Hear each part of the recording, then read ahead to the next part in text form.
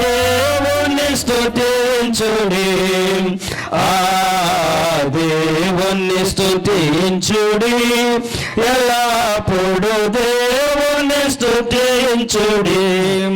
బోరాధ్వనితో ఆయనను స్తుతించుడి, బోరాధ్వనితో ఆయనను స్తుతించుడి. స్వరమండలములతో, స్వరమండలములతో ఎల్లప్పుడు నాథాంతుల సితారతోను చక్కని స్వరములతో, ఆ చక్కని స్వరములతో ఎల్లప్పుడు దేవుని స్తుతించుడి, ఆ దేవుని స్తుతించుడి, ఎల్లప్పుడు దేవుని స్తుతించుడి.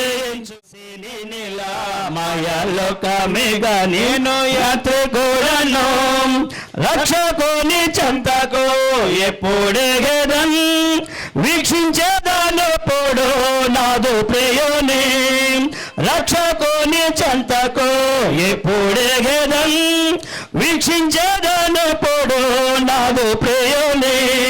కాంక్షించేదాన మదిలో ఆయన చెంతనుండగా, కాంక్షించేదాన మదిలో ఆయన చెంతనుండగా, పరలోకమో నా దేశము, పరదేశిని నిలా మయలోకమిగ నేను యాత్రికుడను, పరలోకమో నా దేశము, పరదేశిని నిలా మయలోకమిగ నేను యాత్రికుడను. అద్దరికి ఎప్పుడు నేను వెళ్ళేదన్, అగపడుచున్నదే గమ్యస్థానము, అద్దరికి ఎప్పుడు నేను వెళ్ళేదన్. సల్మాన్ గారికి ప్రత్యేకమైన వందనాలు తెలియజేస్తున్నాను. అలాగే నల్లి డేవిడ్ గారికి ప్రత్యేకమైన వందనాలు తెలియజేస్తున్నాను. ఎన్ మాధవరావు గారికి వందనాలు, డి రవికుమార్ గారికి వందనాలు, వై రాజ్బాబు గారికి వందనాలు. సేవకులందరూ కూడా ప్రత్యేకమైన వందనాలు తెలుపుకుంటారు. ఈ కూడిక అనుప్రదంగా జరిగినట్లు ప్రార్థన చేయవలసిందిగా ఎన్ మాధవరావు గారు ప్రార్థన నడిపిస్తారు. ప్రేమ కలిసే మీ పాదరకమైన స్తోత్రములు స్తుతివందరములు చెల్లించి ఉన్నాము ప్రభువా. గడిచిన దినములన్నీ యేసయ్య మీ కృపచేత నీ బిడ్డలమైన మమ్మల్ని అందరినీ ప్రభా యేసయ్య ఆరోగ్యవంతులుగా ఉంచి ప్రభా, ఈ విధముగా తండ్రి ఈ దినాన్ని ప్రభా మా చిన్నన్నయ్య ప్రభ రాజారావు గారు ప్రభా యేసయ్య సోమవారము ప్రభా మీ పిలుపు అందుకొని ప్రభా మీ సన్నిధికి వచ్చారు నాయన, మీ సన్నిధిలో ఉన్నారని నమ్ముచూ ఉన్నాము. దేవునికి స్తోత్రములు చెల్లించి ఉన్నాము ప్రభా. నైనా ఈ ఓదార్పు కూడుకు నైనా జరుగుచుండగా నైనా తండ్రి మీకు స్తోత్రములు చెల్లించుచున్నాము తండ్రి.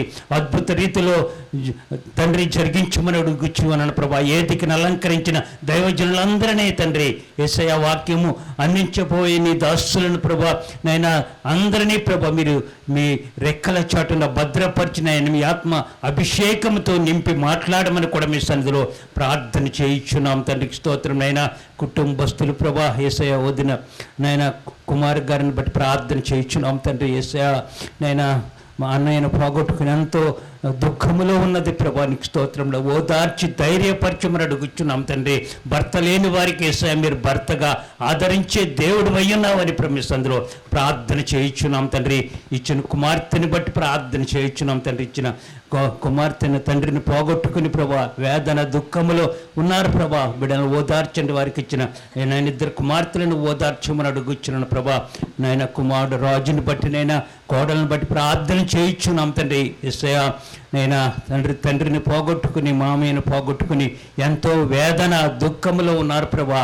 నైనా బిడ్డలను ఓదార్చి ధైర్యపరచమని నేను సందులో ప్రార్థన చేయించున్నాం తండ్రి. వారి ప్రయాణంలో కూడా ప్రభా క్షేమముగా బిడ్డలను తోడుకొని వచ్చిన కార్యక్రమాల్లో అన్ని సక్రమంగా జరిగించడానికి ప్రభా మీరు ఇచ్చిన కృపను బట్టి స్తోత్రములు చెల్లించుచున్నాం తండ్రి.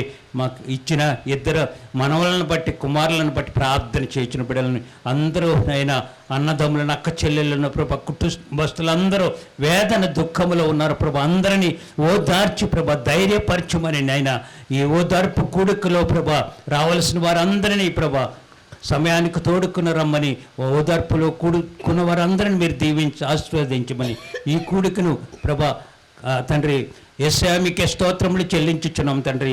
నాయన మొదటి నుండి ఆఖరి నిమిషం వరకు మీ ఆధ్వర్యంలో నడిపించి మీరే అద్భుత రీతిలో జరిగించి మీరే మహిమ తెచ్చుకోమని యేసు ఉన్నతమైన నామములో ప్రార్థన చేయుచున్నాను తండ్రి. ఆమేన్. మోదారావు గారికి ప్రత్యేకమైన వందనాలు తెలియ ఈ సమయంలో వాక్య పఠనం చేసుకుందామండి. కీర్తన 90వ కీర్తన మొదటి నుండి 12వ వచనం వరకు విద్యారత్న గారు చదివినిపిస్తారు. దేశంలో రాసిన మొదటి పత్రిక 4వ అధ్యాయం 13 నుంచి 18 వరకు ఎన్ సుభాకర్ గారు చదివినిపిస్తారు. చూడగలిగినగాక ఈ వాద పుడుకునకు ఏర్పాటు చేయబడిన వేదవాక్య పఠనము కీర్తన గ్రంథము ఈ విధముగా ఉన్నది. ప్రభువా, తరతరముల నుండి మాకు నివాస స్థలము నీవే. పర్వతములు పుట్టక మునుపు, భూమిని లోకమును నీవు పుట్టింపక మునుపు యుగ యుగములు నీవే దేవుడు. నీవు మనుషులను మంటికి మార్చుచున్నావు. నరులారా, తిరిగి రండని నీవు సెలవిచ్చుచున్నావు. నీ దృష్టికి 1000 సంవత్సరాలు గతించిన నిన్నటి వలె ఉన్నవి, రాత్రి అందలే యొక్క జోహము వలె ఉన్నవి. వరద చేతనైనట్టు నీవు వారిని పారగొట్టి వేయగా వారు నిద్రింతురు. ప్రొద్దున వారు పచ్చగడ్డి వలె చిగురింతురు. ప్రొద్దున అది మొలిచి చిగురించును, సాయంకాలమున అది కోయబడి వాడబారును. నీ కోపం వలన మేము క్షీణించుచున్నాము, నీ ఉగ్రతను బట్టి దిగులు పడుచున్నాము. మా దోషములను నీవు నీ ఎదుట నుంచుకొని ఉన్నావు. నీ ముఖ కాంతిలో మా రహస్య పాపములు కనబడుచున్నవి. నీ ఉగ్రతను భరించుచునే మా దినములన్నీ గడిపితిమి. నిట్టూర్పులు విడిచినట్టు మా జీవిత కాలము జరుపుకుందుము. మా ఆయుష్కాలము 70 సంవత్సరములు, అధిక బలమున్న ఎడల 80 సంవత్సరములగును. అయినను వాటి వైభవము ఆయాసమే, దుఃఖమే. అది త్వరగా గతించును, మేము ఎగిరిపోదుము. నీ ఆగ్రహ బలము ఎంతో ఎవరికి తెలియను. నీకు చెందవలసిన భయము కొలది పుట్టు నీ క్రోధం ఎంతో ఎవరికి తెలియను. మాకు జ్ఞాన హృదయము కలుగునట్లుగా చేయుము. మా దినములు లెక్కించటకు మాకు నేర్పుము. ప్రభు తన పరిశుద్ధ వాక్యము దీవించి ఆశీర్వదించును గాక. ఆమేన్. 1 తెస్సలోనికీయులకు 4వ అధ్యాయం 13 నుండి. సహోదరులారా, నిరీక్షణ లేని ఇతరుల వారి మీరు దుఃఖింపకుండా నిమిత్తము నిద్రించుచున్న వారిని గూర్చి మీకు తెలియకుండా మాకిష్టము లేదు. యేసు మృతి నుండి తిరిగి లేచినని మనము నమ్మిన ఎడల అదే ప్రకారము యేసునందు నిద్రించిన వారిని దేవుడు ఆయనతో కూడా వెంటబెట్టుకుని వచ్చును. మేము ప్రభువు మాటను బట్టి మీతో చెప్పినది ఏమనగా, ప్రభువు రాకడ వరకు సజీవులమై నిలిచియుండి మనము నిద్రించిన వాని కంటే ముందుగా ఆయన సన్నిధిని చేరము. ఆర్భాటంతోనూ ప్రధాన దూత శబ్దంతోనూ దేవుని బోరతోనూ పరలోకము నుండి ప్రభు దిగివచ్చును. క్రీస్తు నుండి మృతులైన వారు మొదట లేతురు. ఆ మీదట సజీవమై నిలిచియుండు మనము వారితో కూడా ఏకముగా ప్రభువును ఎదుర్కొంటకు ఆకాశ మండలమునకు మేఘముల మీద కొనుపోబడుదుము. కాగా మనము సదాకాలము ప్రభువుతో కూడా ఉందుము. కాబట్టి మీరు ఈ మాటల చేత ఒకరినొకడు ఆదరించుకొనుడి. చదవబడిన వాక్యం దేవుడు దీనికి ఆశీర్వదించును గాక. ఆమేన్. విద్యారత్న గారికి ఎన్ సుభాకర్ గారి ప్రత్యేకమైన వందనాలు తెలియదు. ఈ సమయంలో కుటుంబస్తులు ఈ స్థలానికి వచ్చినట్లయితే పుట్టవలసిన ప్రార్థన చేద్దాం. కుటుంబస్తులు అందరూ రండి.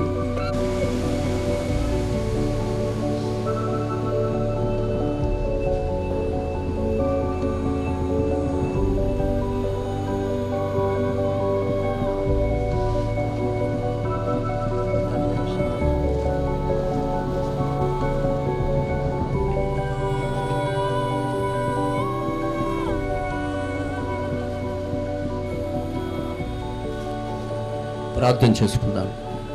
పరమందు ఆశీర్వైన పరమ తండ్రి, యేసయ్య ఘనమైన స్తోత్రాలు, స్తుతులు వదులు తండ్రి. దేవానికి స్తోత్రాలు, స్తుతులు రాజా, వదనాలు తండ్రి. అలాగే ప్రభా, రాజారావు గారు మంచి గౌరవం పేరు సంపాదించుకున్న వ్యక్తి, మీ పరిచయం కూడా ఎంతో అద్భుతంగా చేశారు. కానీ మీరు పిలుపు అందుకుని ఆయన ఈ లోకయాత్ర ముగించారు. కుటుంబస్తులందరూ కూడా దుఃఖ సాగరంలో ఉన్నారు. ప్రభు ఆదరించండి, ఓదార్చండి. మా జీవితం ఒక నీటి బుడగ లాంటిది. అంతలో గడమని అంతలో మాయమైపోయి ఆవిరి వంటి మా బ్రతుకులు దేవా. కనికరం గల తండ్రి, ఈ కుటుంబం మీరే ఆదరించండి ప్రభు. అలాగే అక్క కొరకు ప్రార్థన చేస్తున్నాం తండ్రి. ఎంతో దుఃఖ సాగులు ఉంది ప్రభు. అక్కకు ఆరోగ్యం దయచే ప్రభు, బలం దయచే ప్రభు, సహాయం చేతండి ప్రభు. కుమారుల విషయం, కుమార్తెల విషయం, కోడల విషయం, మనవరాలు అందరూ కూడా దుఃఖ సాగులు ఉన్నారు తండ్రి. ఆదరించండి, ఓదార్చండి. ఈ ఆదరణ కొడుక, ఓదార్పు కొడుక అనుపద జరిగించి మహిం పొందమని, కుటుంబస్తులు, బంధువులందరూ కూడా కాపాడమని, బలపరచమని, ఆదరించమని యేసయ్య అతి శ్రేష్టమైన నామమున వేడుకొంచున్నాం తండ్రి. ఆమేన్.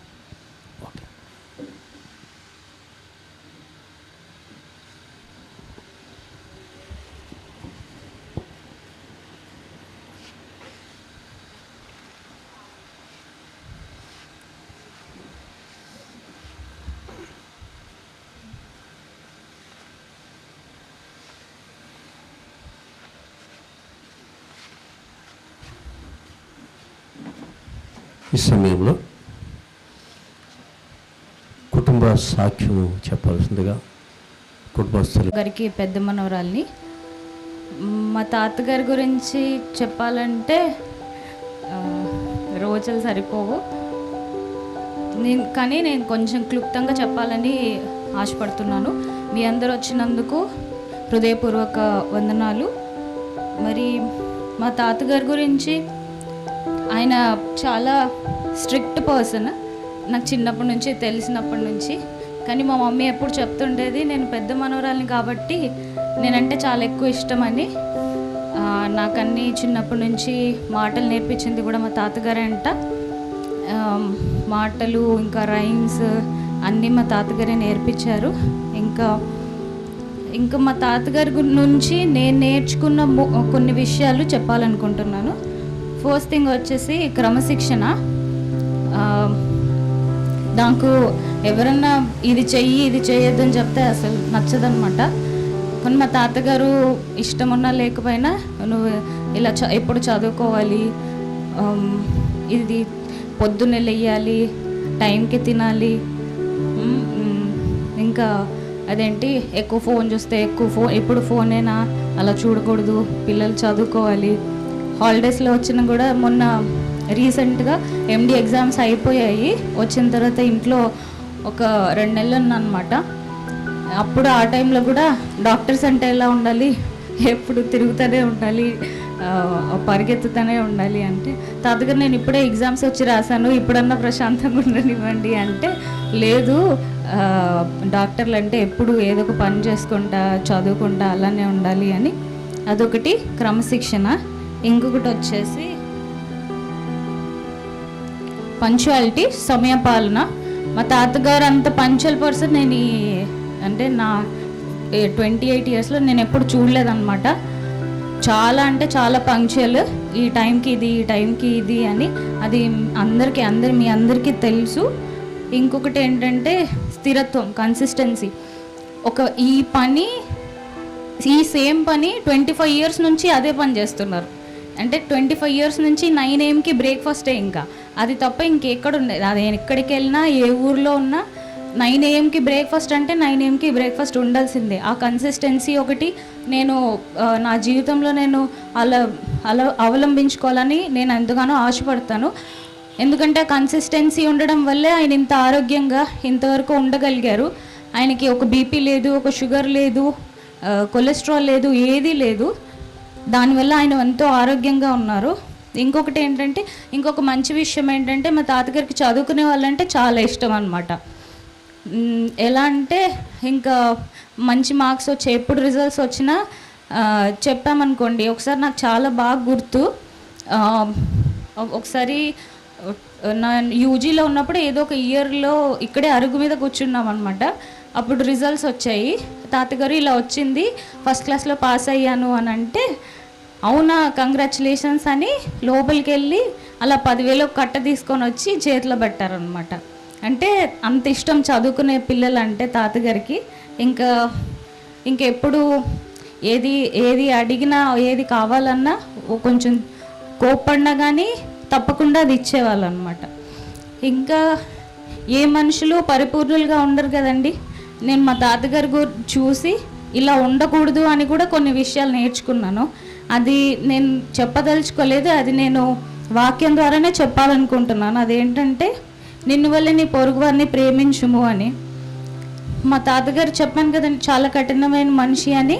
మా అమ్మమ్మ ఎంతగానో ప్రేమించింది. ఆ ప్రేమని మళ్ళీ తిరిగి ఇచ్చారో లేదో మా అమ్మమ్మ గారికే తెలుసు. కానీ మా అమ్మమ్మ మా తాతగారి మీద చూపించిన ప్రేమ అది కూడా నేను ఎక్కడా చూడలేదు. అంత ఇష్టం అన్నమాట మా అమ్మమ్మకి మా తాతగారు అంటే. నిజంగా ఎప్పుడు నేను మా చెల్లి ఎప్పుడు చెప్పుతుంటాం, ఎందుకమ్మమ్మ అంత ప్రేమ నీకు, ఆయన ఎప్పుడు ఏదో ఒకటి అంటనే ఉంటారు కదా, ఎందుకు నువ్వు కూడా తిరిగి అనొచ్చు కదా, నువ్వే అసలు బాగాలేవు, ఆయన ఇంకా హెల్తీగా ఉన్నారు, ఆయనే నీకు చేసి పెట్టాలి, నువ్వెందుకు ఊరికే చేస్తావు అని అంటామన్నమాట. ఒక్కొక్కసారి తాతగారి మీద కూడా కొంచెం కోపడిన విషయాలు ఉన్నాయి. ఏంటంటే, మీరు తెచ్చుకోలేరా నీళ్ళు అని, అమ్మమ్మ తేవాలా ఎప్పుడు అని. కానీ అంత ప్రేమ మా తాతగారు అది చూపించారో లేదో నాకైతే తెలియదు. కానీ నేను మాత్రం మా అమ్మమ్మలాగా ఇది నిన్ను వల్ల నీ పొరుగు అని ప్రేమించుము అని. ఇంకొకటి ఏంటంటే, ఇంపైన మాటలు తేనెపట్టు వంటివి, అవి ప్రాణమునకు మధురమైనవి, ఎముకలకు ఆరోగ్యకరమైనవి. తాతగారి మాటలు ఎప్పుడూ చాలా కఠినంగా ఉంటాయి, అందరికీ నచ్చవు. కానీ అలా ఉండాలన్నమాట. అంటే మన మాటలు ఎప్పుడు ఎంతో మృదువుగా సౌమ్యంగా ఉండాలి. అది ఎముకలకు ఆరోగ్యమైనవి, ప్రాణమునకు మధురమైనవి అంట.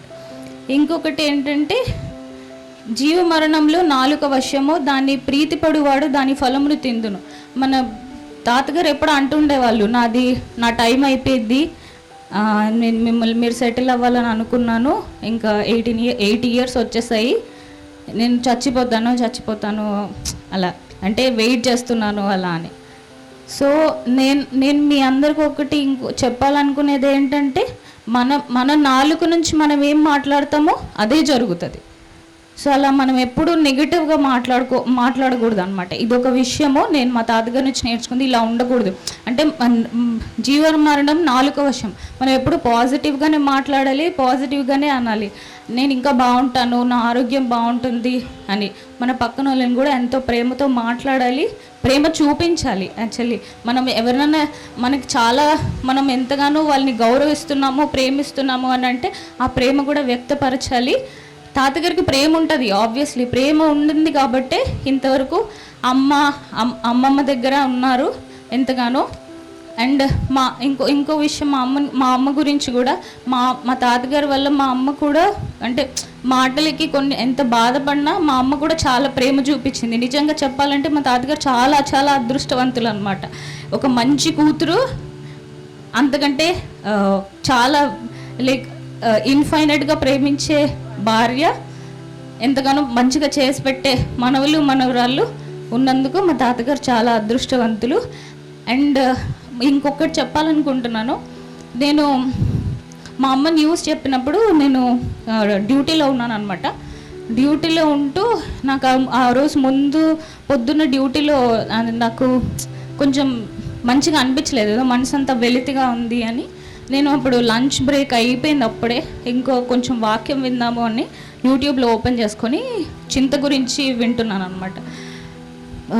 అది అందులో ఏముందంటే, మీరు చింతించుచున్నారు కనుక మీ చింత యావత్తు దేవుని మీద వేయుడు, cast your anxiety on him cause he cares for you అని. సో అది అయిపోయింది. ఇంకా నేను అది వింటున్నాను. మా అమ్మ కాల్ చేసి ఇలా అని, తాతగారికి ఇలా ఏమీ లేదంట, హార్ట్ బీట్ లేదంట అని. ఫస్ట్ వెంటనే దడ వచ్చిందనమాట. దడ వచ్చిన తర్వాత ఇంకా తెలియని ఒక పీస్ వచ్చింది నా హృదయంలో. ఇంకా తాతగారు ఒకసారి అంతా ఫ్లాష్ బ్యాక్ అంతా కళ్ళ ముందు కనిపించింది. తాతగారు ఇంత బాగున్నారు, ఇంత ఆరోగ్యంగా, ఎప్పుడు దేనికి బాధపడలేదు అని. ఇంకా ఒక పీస్ అనమాట. దేవుడు మా కుటుంబానికి, మాకు ఎంతో పీస్ని దయచేశాడు. ఇప్పటివరకు ఎంతగానో ఆశీర్వదించాడు, ఇక ముందును కూడా ఆశీర్వదిస్తారు. మా తాతగారు బ్లెస్సింగ్స్ మాతో ఎప్పుడూ ఉంటాయి. ఆయన ఎంతో ప్రేయర్ఫుల్ పర్సన్. ఇంకొక విషయం చెప్పాలని మర్చిపోయాను, సారీ. తాతగారు మాకు అసలు నేను ప్రేయర్ నేర్చుకుందే తాతగారి నుంచి. చిన్నప్పుడు అమ్మమ్మ తాతగారి దగ్గరే ఉండేవాళ్ళం అనమాట మేమిద్దరము. ఇంకా డైలీ ఫ్యామిలీ ప్రేయర్ ఉండేది. 7 గంటలకి సాయంత్రం ఫ్యామిలీ ప్రేయర్ అని ఖచ్చితంగా కూర్చోవాలన్నమాట. నువ్వు నిద్రపోయినా, ఆకలేస్తున్నా, ఏం చేసినా ఫ్యామిలీ ప్రేయర్లో కూర్చోవాలి. మా తాతగారు చేసే ప్రేయర్ నేను వింటూ నేను కూడా ప్రార్థన చేసుకోవడం నేర్చుకున్నాను. నా ప్రేయర్ లైఫ్లో, నా క్రిస్టియన్ ఫెయిత్లో ఎదగడానికి తాతగారు కూడా ఒక ఇంపార్టెంట్ వెస్సెల్ అనమాట. అందుకని నేను తాతగారికి చాలా గ్రేట్ఫుల్. వి మిస్ యూ తాతయ్య, but at the same time there is peace knowing that you will be in heaven. మీరు పరలోకంలో ఉంటారని ఆ నిరీక్షణ, ఒకరోజు మిమ్మల్ని చూస్తామని నిరీక్షణతో నా ఈ చిన్న సాక్ష్యాన్ని ముగించుకుంటున్నాను. Thank you.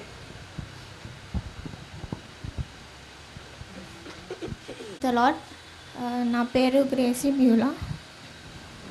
నేను తాతగారు వాళ్ళ చిన్న మనవరాల్ని.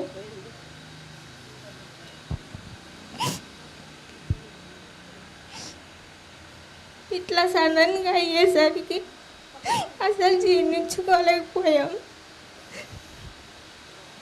ఇంత హెల్తీగా ఉన్నారు. మమ్మీ అక్క కాల్ చేసింది నాకు. మమ్మీ కాల్ చేసిందని అసలు ఏడు బాగలేదు. ఇప్పుడు వరకు ఉన్నారు కదా, బాగానే ఉన్నారు కదా, ఏదైనా సరే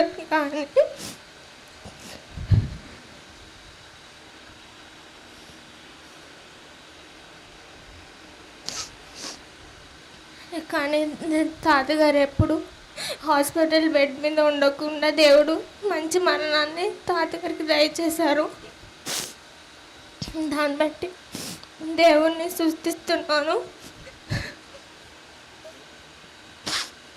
మేము చిన్నప్పుడే మా నాన్నగారిని కోల్పోయినప్పుడు తాతగారు అమ్మమ్మని మా దగ్గర ఉన్నారు.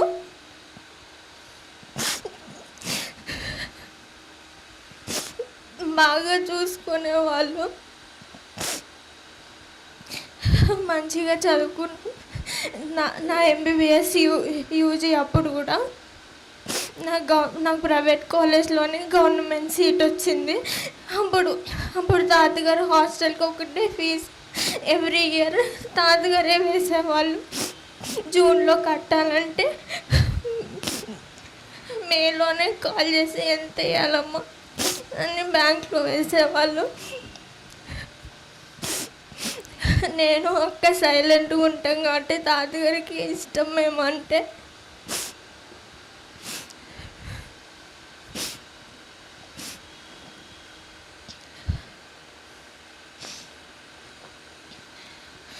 తాతగారు ఎంత కఠినంగా మాట్లాడినా ఎంతగానో ప్రేమిస్తారు. ఎవరికన్నా డబ్బులు అవసరమైన, ఎవరన్నా కష్టాల్లో ఉన్నా హెల్ప్ చేయడానికి వెనకాడరు. తన కోసం తను ఖర్చు పెట్టుకోరు, కానీ పక్క వాళ్ళకి ఏమన్నా అవుతే ఇస్తారు. తాతగారు ప్రతిరోజు 3 పూటలు ప్రార్థన, బైబిల్ చదువుకుంటారు. ఎంతగానో డిసిప్లిన్. అది మేము కూడా నేర్చుకోవాలని తాతగారు మాకు నేర్పించారు. మంచిగా ఫుడ్ విషయంలో అయితే, హెల్త్ విషయంలో ఎంతగానో కేర్ తీసుకుంటారు. అమ్మమ్మకి బాగుండదు, అమ్మమ్మకి బీపీ షుగర్ ఉన్నాయి, కానీ తాతగారికి అసలు ఏం లేవు. దేవుడు చాలా మంచి ఆరోగ్యం ఇచ్చాడు. నా ఎంగేజ్మెంట్కి ఉన్నారు, పెళ్ళి వరకు ఉంటానేమో.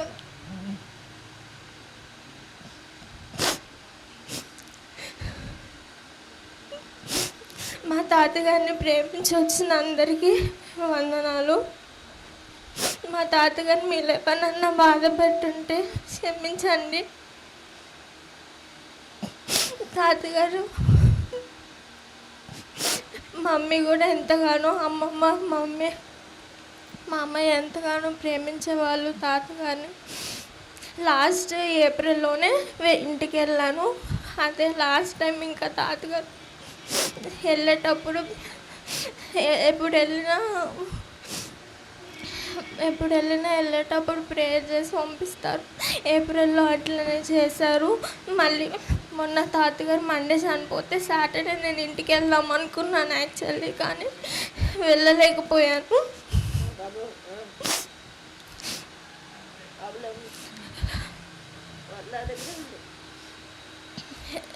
దేవుడు అసలు ఎందుకు తీసుకున్నాడో కూడా తెలియదు. దేవుని కార్యాలు మనకు అర్థం కావు. For my thoughts are not my thoughts, for your ways are not my ways అన్నట్టు.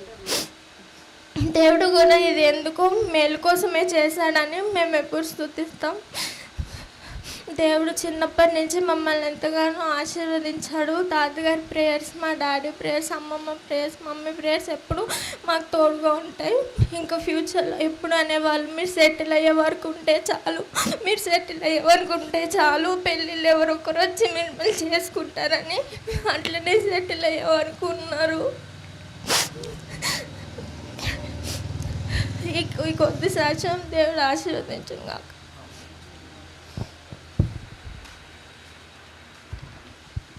ఓరియా క్యాల్చడోని నల్లి. నేను నల్లి రాజారావు గారి పెద్ద నల్లి సలాతియల్ వాళ్ళ పెద్ద కొడుకుని. మాకు ఒక తమ్ముడు ఉన్నాడు, వాడు ఇప్పుడు మలేషియాలో చదువుకుంటున్నాడు. మొన్ననే సర్జరీ అయిందని రాలేకపోయాడు. వాడి తరపు నుంచి కూడా అందరికీ వందనాలండి. నాకు ఫస్ట్ నేను వచ్చిన వెంటనే చాలా సంతోషం వేసింది. ఇంతమంది మా తాతగారు ప్రేమించే వాళ్ళు ఉన్నారని, సహోదరులు ఉన్నారని. నాకు చిన్నప్పటి నుంచి తెలుగు అలవాట్లేదు, అప్పుడప్పుడు నేను మాటలు మారుస్తానేమో, దానికి ఇప్పుడే క్షమాపణ అడుగుతున్నాను. నేను తాతగారి దగ్గర పెరగలేకపోయినా అదృష్టం దేవుడు ఇవ్వలేదు, కానీ ప్రతి ఇయర్ అట్లీస్ట్ ఒక్క వారం మమ్మీ డాడీ ఇక్కడ తీసుకొచ్చేవారు తాతగారు నాన్నమ్మతో టైం స్పెండ్ చేయాలని. నాకు చిన్నప్పుడు అసలు ఇష్టం లేకుండే, అసలు లాక్కొని తీసుకెళ్ళేవారు ఇక్కడికి. కానీ ఇప్పుడు ఇట్లా వచ్చి చూస్తుంటే ఎంతో సంతోషం వేస్తుంది. ఇక్కడ ఒక ఉయ్యాలు ఉండేది, రోజు తాతగారు ఇక్కడ వచ్చేవారు, మా తమ్ముడు నాతో ఆడుకునేవారు, చాలా బాగా మాట్లాడేవారు మాతోటి. అసలు మాకు అర్థమయ్యేది కాదు ఇంత ప్రేమ ఎందుకు చూపిస్తున్నారని. దాని తర్వాత ఆయన ఇప్పుడు పరలోకంలో ఉండుంటారేమో, కానీ ఆయన మన అందరిలో కొంచెం ఉన్నారని నేను నమ్ముతున్నాను. ఆయన చాలా సామెతలు చెప్పేవారు మాకు. అది కూడా అన్నిటికంటే పెద్ద ఎగ్జాంపుల్ ఏంటంటే, ఏదో చేస్తూ ఉంటే వచ్చి చెప్పారు నాకు, ఒక మనిషి 2 పడవల్లో కాలు పెట్టలేరని. అప్పుడు ఆ టైమింగ్ ఎంత బాగా టైమింగ్లో చెప్పారంటే, ఇప్పుడు కూడా ఏ సిచ్యువేషన్లో అయినా నాకు ఆయన మాటలు గుర్తొస్తూ ఉంటాయి. ఆయన పాటించిన టైమింగ్ ఇప్పుడు కూడా నాలో మనందరిలో అట్లీస్ట్ మా డాడీలో గ్రేసీలో బ్లెస్సీలో చూస్తున్నప్పటికీ కనిపిస్తూ ఉంటుంది. లైక్ ఆల్ ఆఫ్ అస్ మన టైమింగ్ పార్టీ చేయాలని చూస్తాం. ఇదంతా అప్పుడప్పుడు ఆలోచిస్తాను. నేను బెంగళూరులో ఉన్నప్పుడు కూడా ఫ్రెండ్స్ అందరూ అడుగుతూ ఉంటారు, ఏంట్రా నీకు ఇంత టైంలో ఎందుకు ఉండాలంటే. అప్పుడు తెలియదని చెప్పేవాడిని, కానీ ఇప్పుడు వెళ్ళి చెప్పగలను. మా తాతయ్య నేర్పించిన అలవాట్లు అన్నీ, దానికి చాలా గర్వపడుతున్నాను. నేను ఈ మార్చ్ ఇక్కడికి వచ్చినప్పుడు చాలా 2-3 ఇయర్స్ తర్వాత ఇంటికి వచ్చాము. అప్పుడే ఒక అతను వచ్చి ఇంజనీర్ గారు అబ్బాయి వచ్చారు, వందనాలు పెట్టామని వచ్చానని చెప్పారు. ఆ విషయం ఆ టైంలో నాకు అర్థమైంది, ఎంత గొప్ప మనిషి మా తాతగారు, ఎంతమంది రెస్పెక్ట్ చేసేవారు ఆయనని. దాని తర్వాత నేను కార్డులు పంచేటప్పటికి, ప్రతి ఇల్లు వెళ్ళేటప్పటికి ఒక్కొక్కరు తాతగారు ఇచ్చి టెస్ట్ మనీ చూసి మెల్లగా ఎట్లాంటి మనిషి, ఎంత గొప్ప మనిషో, అందరినీ ఎంత బాగా చూసుకునేవారో. గ్రేసీ చెప్పిన పాయింట్ కూడా, ఆయన పైన ₹1 కూడా స్పెండ్ చేసేవారు కాదు. ఆయన వేసుకునే షర్ట్లు మా డాడీ ఇచ్చిండుంటాయి, లేకపోతే మినిమం 20-30 ఇయర్స్ ఓల్డ్ ఉంటాయి, కానీ మాకు ఎప్పుడు మాకే డబ్బులు ఇచ్చేవాళ్ళని, ఎప్పుడు వెళ్ళిన చేతిలో ఎంత కొంత పెట్టేవారు. అది లైక్ అండ్ ఫైనలీ ఇప్పుడు మా ఊర్లో అందరు అడుగుతారు, మీరు దేవుడికి ఎలా వచ్చారు, మీరు దేవుడిని ఎలా తెలుసుకున్నారు. నేను ఎప్పుడు మా స్టోరీ తాతగారి దగ్గరే స్టార్ట్ చేస్తాను. I thank the lord for bringing తాతగారు టు హిమ్. అండ్ ఆయన ద్వారా మా డాడీ ద్వారా నేను అందరం దేవుడు తెలుసుకున్నాని ఎంతో సంతోషిస్తున్నాం. ఆయన పరలోకంలో ఉంటారని, మేమందరం ఆయన కలుస్తామని, అదే హోప్ తోటి క్యారీ ఫార్వర్డ్ అవుతున్నాం. Thank you. వచ్చిన మీకు అందరికీ నా వందనాలు తెలుపుకుంటున్నాను. నేను రాజారావు గారి అమ్మాయిని. నాన్నగారికి నేను అన్నయ్య ఇద్దరము. చిన్నప్పటి నుంచి నాన్నగారి గురించి చెప్పాలంటే, నాన్నగారి గురించి యాక్చువల్గా అందరూ అనుకునేది ఒకటి, నాకు కూడా చాలా అర్థం కావు నాన్నగారి గురించి. ఆయన చాలా హార్డ్ వర్కరు. చిన్నప్పుడు అంటే ఏమి ఇప్పుడు బీటెక్లు చదవడం ఈజీనే, కానీ అప్పుడు ఏమీ ఫెసిలిటీస్ లేనప్పుడు నడుచుకుంటూ స్కూల్కి వెళ్ళడము.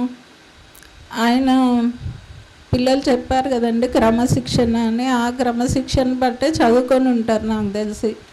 ఇంతవరకు చదువుకోవాలి, పొద్దున్నే లేచి పనులు చేయాలి, వ్యవసాయం, మా తాతగారు వాళ్ళది వ్యవసాయం కాబట్టి పొద్దున్నే లేచి వ్యవసాయంకి వెళ్ళాలి, తర్వాత వచ్చి ఈ టైంలో చదువుకోవాలి అనుకొని నాకు తెలిసి పెట్టుకొని ఉంటారు టైమింగ్స్. ఆ టైమింగ్స్ని బట్టి ఆయన చదువుకున్నారు.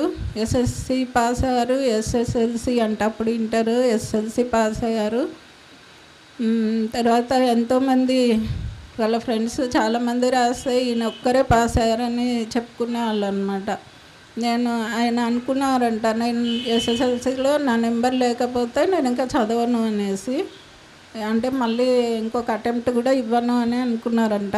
కానీ ఆయన పాస్ అయ్యారు. అట్లనే బీటెక్ చేశారు.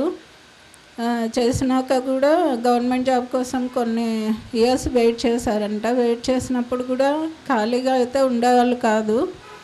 ఆయన పనులు చేసుకుంటూ ఆ విధంగానే అంటే ఆయనకి యాక్చువల్గా లేజీగా ఉండడం అంటే ఇష్టం ఉండదు అన్నమాట. ఆయనే కాదు, ఎవరు లేజీగా ఉన్నా ఆయనకు నచ్చదు. ఆయన కూడా ఎప్పుడు బిజీగా, ఆయన షెడ్యూల్ నిజంగా ఎట్లా అంటే ఈ టైంలో పడుకోవాలంటే మరి ఆ టైంలో ఎట్లా నిద్ర వస్తుందో నాకైతే తెలియదు. ఆ టైంలోనే పడుకుంటారు. ఆఫ్టర్నూన్ కూడా 1 గంట పడుకోవాలి అంటే మళ్ళీ ఎంత అలసిపోయినా కూడా గంటకి లేచి కూర్చోవాల్సిందే. మళ్ళీ చిన్నప్పటి నుంచి కూడా మాకంతా పనులు ఇంట్లో అంటే శ్రీశైలంలో ఉండేవాళ్ళము. తోట, ఇంటి చుట్టూ పెద్ద తోట, అన్ని రకాల చెట్లు. నాన్నగారు అమ్మ కూడా బాగా కష్టపడుతుంది, మంచి హార్డ్ వర్కింగ్. ఇద్దరు కూడా తోట పెంచి మా చేత నేను అన్న చిన్న బకెట్లు మేము నీళ్ళు పట్టుకొని వస్తే అప్పుడు అప్పుడు ఇది పైన ఓవర్ హెడ్ ట్యాంకులు అట్లా ఏమి ఉండేవి కాదు. ఒక పెద్ద తొట్టి గచ్చు ఉండేది. ఆ గచ్చులో నీళ్ళు తీసుకొని మొక్కలకు పోయడం అన్నమాట. నేను పోయడం, తర్వాత అన్నం తిన్నాక మంచం చుట్టూ తిరిగిచ్చేవారు, తిరగమని చెప్పేవాళ్ళు. అంటే వాకింగ్ అన్నమాట అక్కడే. అట్లా మా అన్నని నన్ను మంచిగా సండేస్ వస్తే క్యారమ్స్ ఆడటము అట్లా చేసేవారు. కానీ చాలా డిసిప్లిన్. ఇంకా పిల్లలకి డిసిప్లిన్ అంటే నచ్చదు కదండి. ఇంకా అట్లనే మేము కూడా కొంచెం ఫీల్ అయ్యేవాళ్ళము, అన్న కానీ నేను కానీ పిల్లలు చెప్పినట్లుగా మా చిన్నప్పటి నుంచి ఇప్పటి వరకు కూడా ఒక్కరోజు కూడా ఫ్యామిలీ ప్రేయర్ అయితే మానరు. ఎక్కడున్నా కూడా, ఏ ఊరు వెళ్ళినా కూడా అన్న వాళ్ళ దగ్గరికి వెళ్తా, అన్న వాళ్ళ దగ్గర కూర్చోబెడతారు. ఇంకా మా దగ్గర ఉంటే ఇక్కడ కానీ ఫ్యామిలీ ప్రేయర్ కంపల్సరీ. తర్వాత ఇంట్లో టీవీ ఉండేది కాదు. ఒకవేళ చిన్న టీవీ ఉన్నా ఓన్లీ న్యూస్ వరకే. సినిమాలు, థియేటర్లకు వెళ్ళడము. నిజంగా మా దాని నుంచే నేను కానీ మా అన్న కానీ అట్లనే పెరిగాము. దేవునికి మహిమార్థంగా చెప్తున్నాను, మా పిల్లలు కూడా అట్లనే ఉన్నారు. ఒక థియేటర్కి వెళ్ళడం, వాళ్ళ అంత ఎడ్యుకేటెడ్ అయినా, ఎంత వేరే వేరే ఊర్లలో వెళ్ళినా కూడా మూవీస్ చూడటము అదంతా కేవలము నాన్నగారి నుంచే అని నేనైతే గర్వంగా చెప్పుకుంటాను. మమ్మల్ని ఆ విధంగా పెంచారు. మేము ఆ విధంగానే పిల్లలకి కూడా అట్లనే అలవాటు చేస్తాం. మా పిల్లలు కూడా థియేటర్లో వెళ్ళడము, మూవీస్ చూడడము అట్లా ఎప్పుడూ లేదన్నమాట. తర్వాత నాన్నగారు చాలా సింపుల్ పర్సన్. నాకైతే చాలా కోపం వచ్చి నేను చాలా బట్టలు పడేసాను ఆయనవి. అంటే కొంచెం చిరిగినా కూడా అట్లనే వేసుకుంటారు. నాకైతే కోపం వస్తుంది. నాన్నగారు తెలియకుండా పోయి పడేసేదాన్ని. కొత్తవి కొనిచ్చినా కూడా వేసుకుని, ఎందుకు అట్లా ఉంటారు మీరు? బట్టలు కొనుక్కున్నంత మాత్రాన ఆస్తి ఏం తరిగిపోద్దు, మీరు వేరే వాళ్ళకి ఇవ్వాల్సినవి ఏం తగ్గిపోవు అని అంటున్నా కూడా ఆయన విననే. మళ్ళీ చాలా బట్టలు ఉన్నాయి. అన్నీ వేసుకోలేవో పాతవి అట్లనే. అంటే ఆయన కోసం ఆయన అసలు ఖర్చు పెట్టుకోరు అనమాట. ఆయన అంటే మెయిన్గా ఏంటంటే వేస్ట్ ఖర్చులు అంటే ఆయనకి ఇష్టం ఉండదు, వేస్ట్ ఖర్చులు చేస్తారు. మరి ఆయన దృష్టిలో వేస్ట్ అని అంటే ఇంకా అంటే అవసరం ఇంకా ఏదన్నా అంటే కొంచెం ఎక్కడికైనా బయటకు వెళ్ళడము ఒక అట్లాంటివి కూడా ఆయనకి అంటే మనం ఏమైనా కొంచెం ఏమైనా ఎంజాయ్మెంట్ అనుకున్నా కూడా ఆయనకి వేస్ట్ అనమాట. కొంచెం మంచి బట్టలు వేసుకున్నా ఎందుకు వేస్ట్ ఖర్చులు అన్నట్లు ఆయన దానికి ఇవ్వరు. కానీ అవసరం నాకు నేను ఒక సింగిల్ ఎంప్లాయ్ అంటే నాకు దేవుని దగ్గరలో ఉద్యోగం వచ్చింది. అంటే మ్యారేజ్ అయితే చిన్న చదువు అవ్వకుండానే ఆ విషయంలో నేను కొంచెం కోపంగా ఉండేదాన్ని నాన్నగారి గురించి. ఎందుకంటే ఎడ్యుకేషన్ అవ్వకుండానే మ్యారేజ్ చేశారు అనేసి. నేను బాగా చదివేదాన్ని, మంచి ఇంటెలిజెంట్ని నన్ను. కానీ నాన్నగారికి ఏంటంటే ఒక ఫ్రెండ్స్ లేరు, బయట ప్రపంచం గురించి తెలుసుకోవాలన్న ఆసక్తి కూడా ఆయనకు ఉండదన్నమాట. అంటే ఎట్లా చేంజెస్ ప్రపంచంలో ఎట్లా అవుతున్నాయి, మనుషులు ఎట్లా మారుతున్నారు, అట్లా అంటే పిల్లలు ఏదో గొప్పగా సంపాదించుకోవాలా, గొప్ప పొజిషన్లలో ఉండాలనే ఆశ ఉండదు ఆయనకి.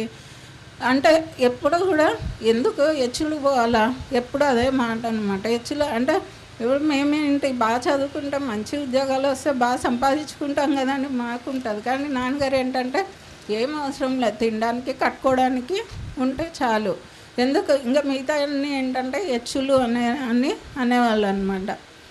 అట్లా తర్వాత నా దురదృష్టం కొద్ది మా హస్బెండ్కి కూడా అప్పుడు మ్యారేజ్ అయినప్పటికీ జాబ్ లేదు, ఆయన ఇంకా రాలేదన్నమాట, జాబ్ రాలేదు.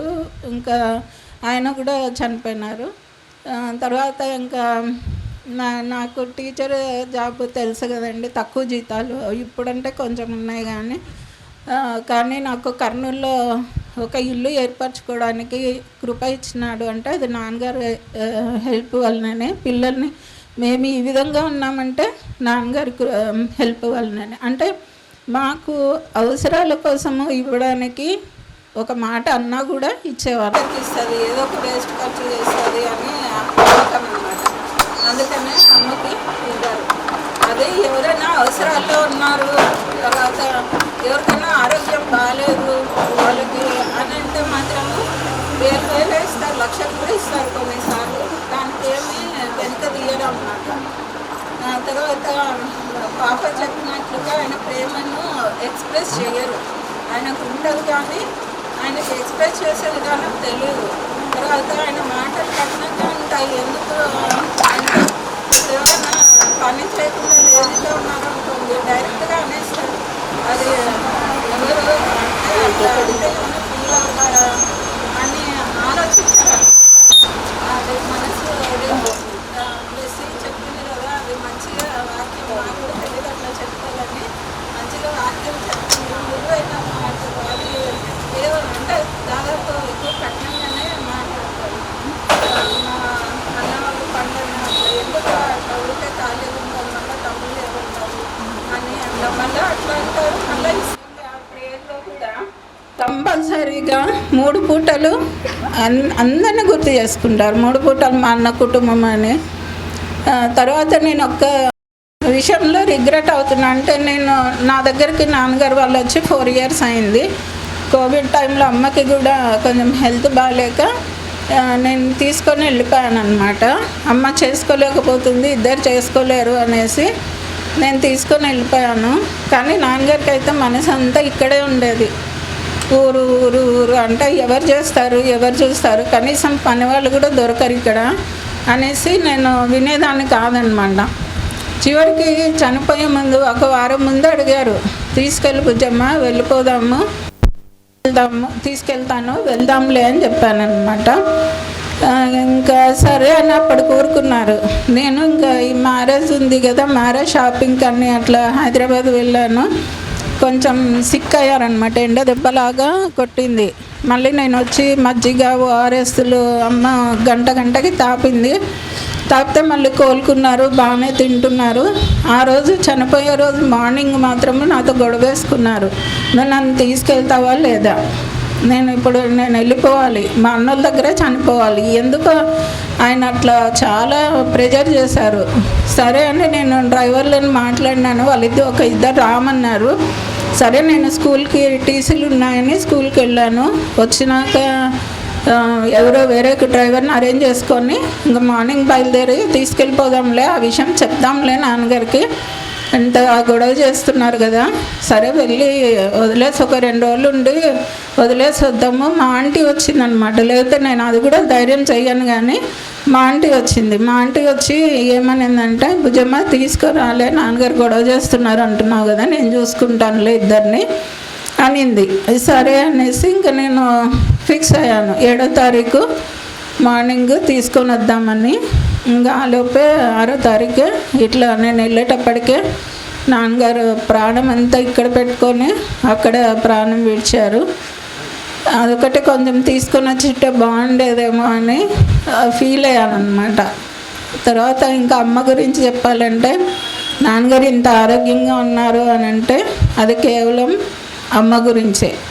అమ్మ అసలు నాన్నగారిని ఎంత బ్లెస్ చెప్పింది కదా, ఇద్దరు ఎప్పుడు అనేవాళ్ళు అనమాట, బావా అని బాగా పెళ్లి చేసుకున్నావు, ఆయన నిన్నంత సతాయిస్తున్నా కూడా అంత ప్రేమిస్తావు కదా అమ్మమ్మ నువ్వు అని ఎప్పుడు అనేవాళ్ళు. ఎంత బాగా చూసుకునేదంటే అమ్మ కూడా విసుక్కుంటుంది, నాన్నగారు ఇట్లా అంటే ఏదోటి అంటుంది, కానీ మళ్ళీ ఆయన టైంకి అమ్మకి కొంచెం సైకలాజికల్గా ప్రాబ్లం ఉంది, మర్చిపోతుంది. కానీ ఆయన టిఫిన్ టైం కానీ టీ టైం కానీ అన్నం టైం కానీ మర్చిపోదు.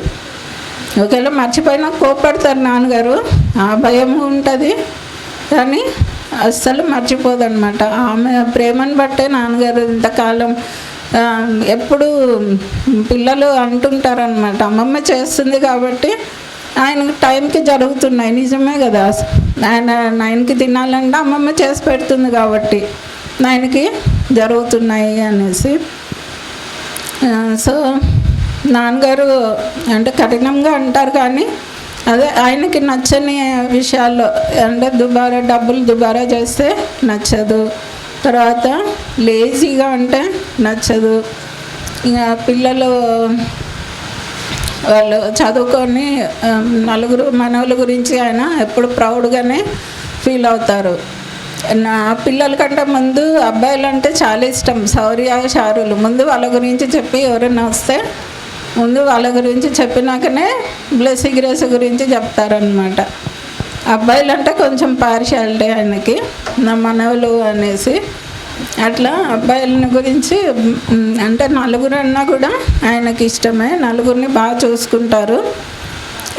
తర్వాత అవసరమైతే మాత్రము మనీ ఇవ్వడానికి నాకు కానీ అవసరం లేకపోతే ఎందుకు నీకు పిల్లలు సంపాదిస్తున్నారు కదా ఎందుకు అని నేను అడగకుండానే ఆయన ఇల్లు సమకూర్చడంలో కానీ అన్నీ దేవుని దయ వల్ల ఆయన హెల్ప్ వలన నేను చేసుకోగలిగాను.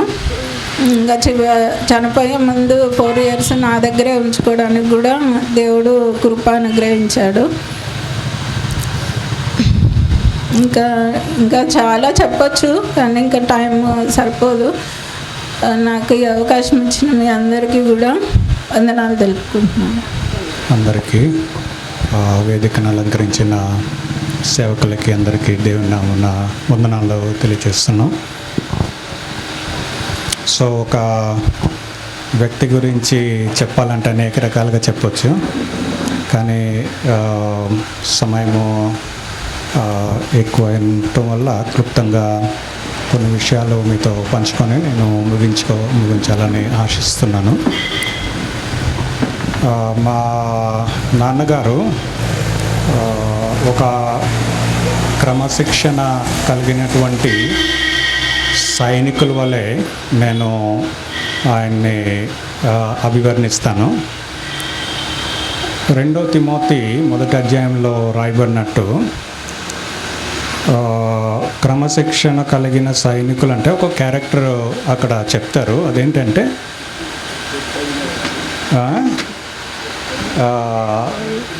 ఇతర వ్యవహారాల్లో తలదూర్చడంట.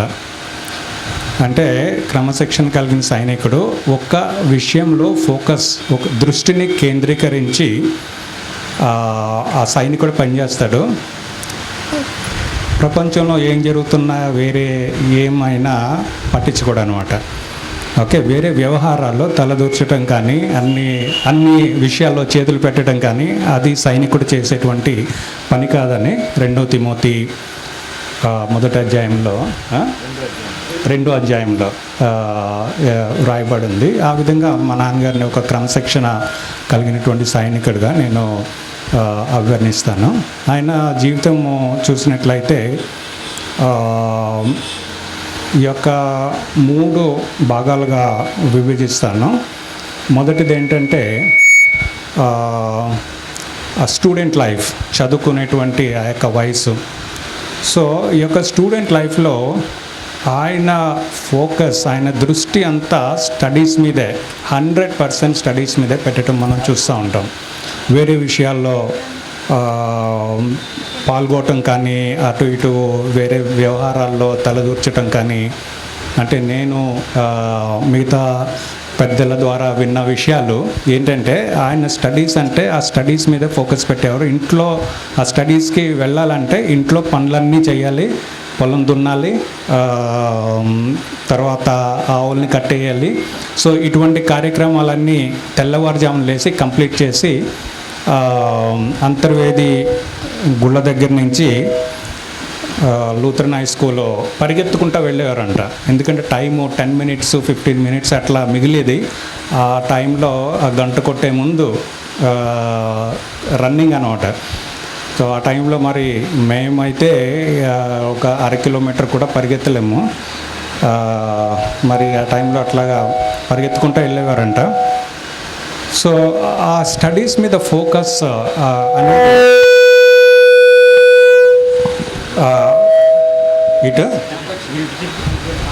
ఆ స్టడీస్ మీద ఫోకస్ అనేది ఒక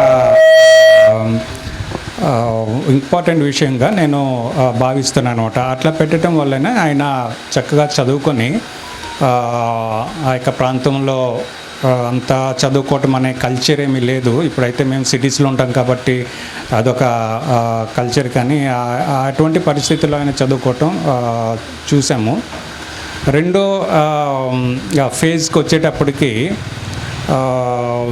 ఆయన ఏంటంటే చదువు అయిపోయిన తర్వాత, ఉద్యోగం వచ్చిన తర్వాత ఆయన ఫోకస్ అంతా సెకండ్ స్టేజ్లో ఏంటంటే ఫ్యామిలీ మీద. ఆయన ఉద్యోగం చేసుకున్నప్పుడు పిల్లలు పుట్టిన తర్వాత కంప్లీట్ 100% అటెన్షన్ ఫ్యామిలీ మీద. సో అక్కడ ఇంజనీర్స్ కానీ తర్వాత వేరే వాళ్ళు కానీ చాలా మామూలుగా కార్యక్రమాల్లో పాల్గొంటూ ఉంటారు. తర్వాత అందరితోటి నెట్వర్కింగ్ చేసుకుంటూ వాళ్ళ ప్రమోషన్స్ గురించి, తర్వాత నానా వ్యవహారాల్లో చాలామంది చాలా యాక్టివ్గా ఉంటారు సమాజంలో. కానీ మా నాన్నగారు మాత్రం ఆ యొక్క ఫేజ్లో ఫ్యామిలీ మీద కంప్లీట్గా ఫోకస్ పెట్టడం, పిల్లల్ని పెంచడం, తర్వాత వాళ్ళతో స్పెండ్ చేయటము, ఫ్యామిలీతో స్పెండ్ చేయటము, ఆఫీస్కి వెళ్ళటం, ఇంటికి రావటం, దట్స్ ఇట్, నథింగ్ ఎల్స్ అనమాట. మళ్ళీ ఆ యొక్క ఉద్యోగం సంబంధించిన ఎంత టెన్షన్ ఉన్నో దాని గురించి పట్టించుకోవటం ఏమీ లేదు.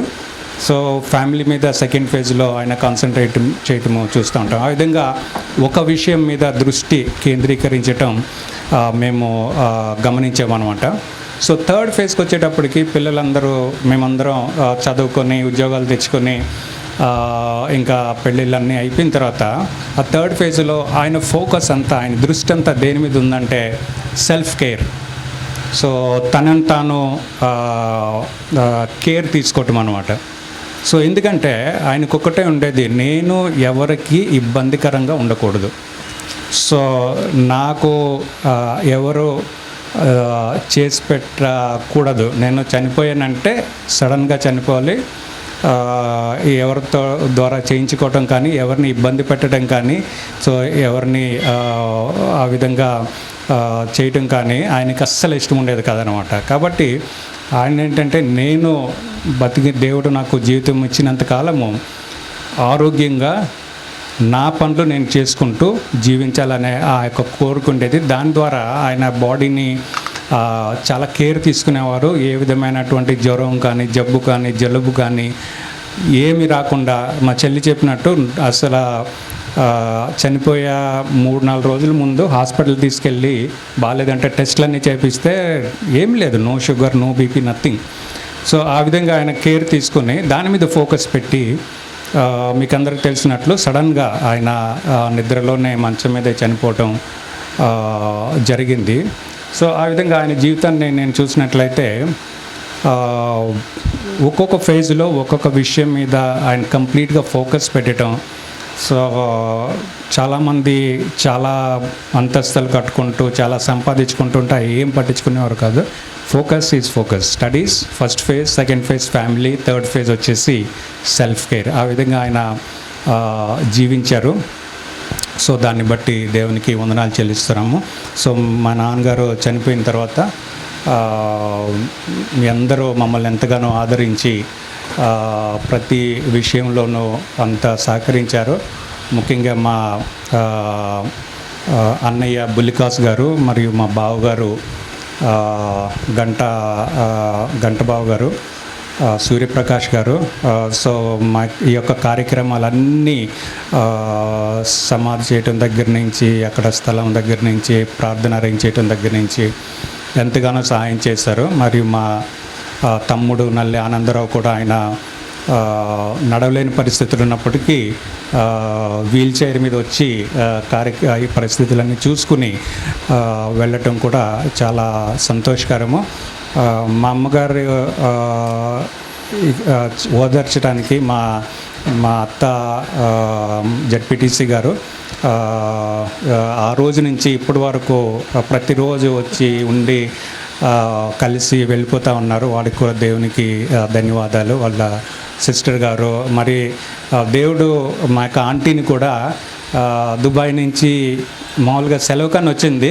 మరి దేవుడు ఆ విధంగా అరేంజ్ చేసినటువంటి కార్యము. సో మా అమ్మ గారిని ఉండటానికి చూసుకోవటానికి మా అమ్మగారి చెల్లెలు సో సెలవు మీద వచ్చి కొన్ని రోజులు ఇక్కడ ఉండటానికి వచ్చిందనమాట. సో ఆ సమయంలో ఈ విధంగా జరగటం వల్ల మా యొక్క అమ్మగారికి, మా యొక్క కుటుంబానికి కూడా ఎంతో సహాయం చేసి ఈ విధంగా మేము ఉండటానికి సహాయం చేసింది. ఆ విధంగా ప్రతి ఒక్కరూ ఏదో విధంగా ఇక మాకు సహాయం చేశారు.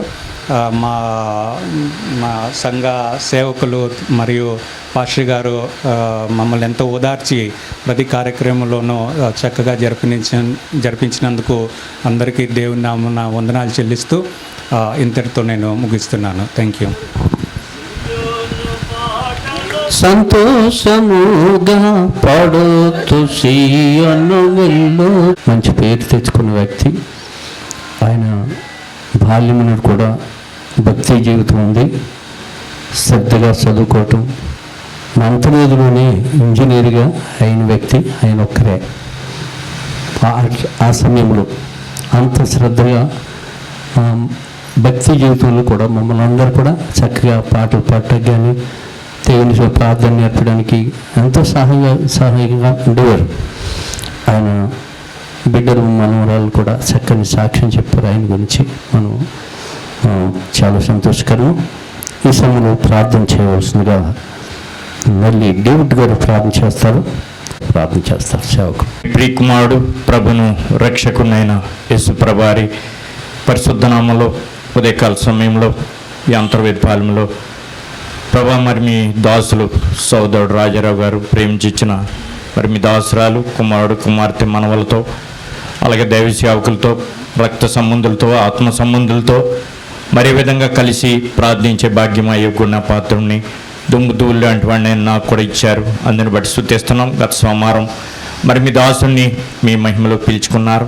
అందుని బట్టి స్తుతిస్తున్నాం. ఈరోజు మరి మీ బిడ్డలను ఆదరించడానికి మేమందరం కూడుకుంటున్నాం. మేము ఏదైనా కొన్ని మాటలు చెప్పి ప్రార్థించి వెళ్ళేవారమే కానీ మీరే వారిని అంతవరకు ఆదరించేవారు. ప్రేమైన ప్రభా అంతవరకు మీరు ప్రేమిస్తున్నారు కాబట్టి మరి మీరు అంతవరకు మరి ముదిము వచ్చే వరకు తల వెంట్రుకలు నేర్చే వరకు మరణం వరకు ప్రేమించే దేవుడు మీరు కనుక కుటుంబాన్ని ముఖ్యంగా అమ్మగారిని ఆదరించి ధైర్యపరిచి హక్కును చేర్చుకోండి. కార్యక్రమం అంతట్లో మీరే మహిమ ఘనత ప్రభావంలో పొందుకోమని యేసు ప్రభువారి పరిశుద్ధ నామములో ప్రార్థించి స్తుతించి వేడుకుంటున్నాం తండ్రి. ఆమేన్. మంచిదండి. ప్రే. పరలోక తండ్రి, ఈ మధ్యాహ్న సమయంలో మా ప్రియులు మీ దాసులు పెదనాన్నగారు రాజారావు గారిని ప్రభువా మీరు పిలుచుకున్నారు. పరలోక సంబంధమైన ఈ పరిశుద్ధమైన పిలుపు ఆయన మీరు అందించారు. మీ పిలుపుకు లోబడి మీ చెంతకు ఆయన మీరు రావటానికి మీరు సహాయం చేశారు.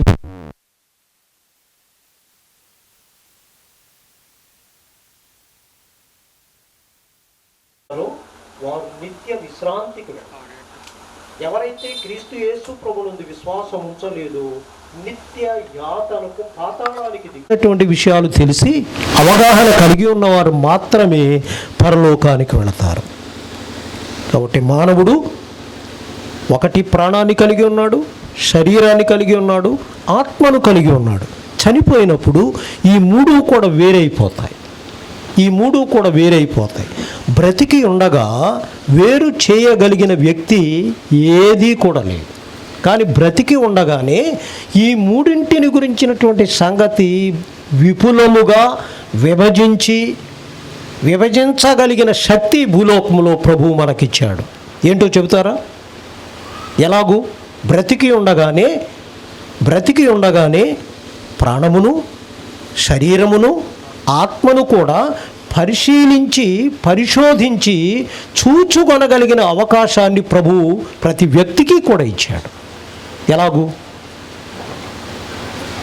హెబ్రీయులకు రాసిన పత్రిక 5:12 ఖడ్గము, వాక్య ఖడ్గం శరీరమును, మూల్గును, కీళ్లను, ప్రాణాత్మలను విభజించునంత మట్టుకు దూరుచు. God has given us the word of God.